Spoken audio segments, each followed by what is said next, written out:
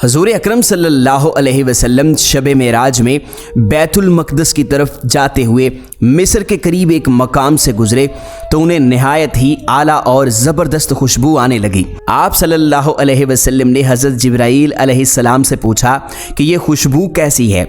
जवाब मिला कि फ़िरौन की बेटी की बांदी मुशाता और उसकी औलाद की कब्र से आ रही है। फिर हज़रत जिब्राईल अलैहिस्सलाम ने उसका किस्सा बयान किया कि मुशाता फ़िरौन की बेटी की खादिमा थी और वो खुफिया तौर पर इस्लाम ला चुकी थी।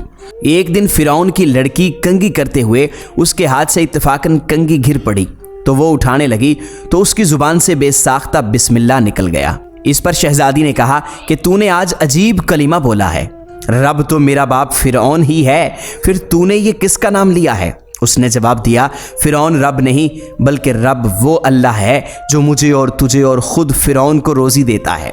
शहज़ादी ने कहा कि अच्छा, तू मेरे बाप के सिवा किसी और को अपना रब मानती है? उसने जवाब दिया, हाँ हाँ, मेरा, तेरा और तेरे बाप का सब का रब अल्लाह ताला है। शहज़ादी ने अपने बाप से कहलवाया। वो सख्त गज़बनाक हुआ और उसी वक्त उसे बरसरे दरबार बुलवा भेजा और कहा कि क्या तू मेरे सिवा किसी और को अपना रब मानती है? उसने कहा कि मेरा और तेरा रब अल्लाह ताला है जो बुलंदियों और बुजुर्गी वाला है।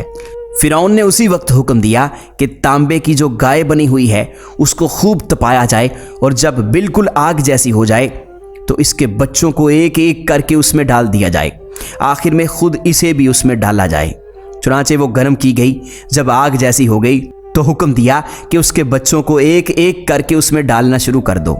उसने कहा, बादशाह, एक दरख्वास्त मेरी मंजूर करो, वो ये कि मेरी और मेरे इन बच्चों की हड्डियां एक ही जगह डाल देना। उसने कहा, अच्छा, तेरे कुछ हुकूक हमारे ज़िम्मे हैं इसलिए ये मंजूर है। उसकी दोनों बच्चियां उसकी आंखों के सामने उसमें डाल दी गईं और वो फ़ौरन जलकर राख हो गईं। फिर सबसे छोटे की बारी आई जो माँ की छाती से लगा हुआ था, दूध पी रहा था। फ़िरौन के सिपाहियों ने उसे घसीटा तो उस नेक बंदी की आंखों तले अंधेरा छा गया।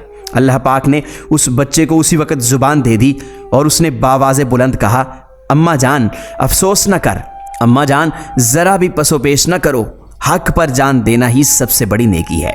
चुनांचे उन्हें सब्र आ गया। उस बच्चे को भी आग में डाल दिया गया और आखिर में उनकी माँ को भी उसी आग में जलाकर मार दिया। ये खुशबू की महकें उसी के जन्नती महल से आ रही हैं। सुबहान अल्लाह।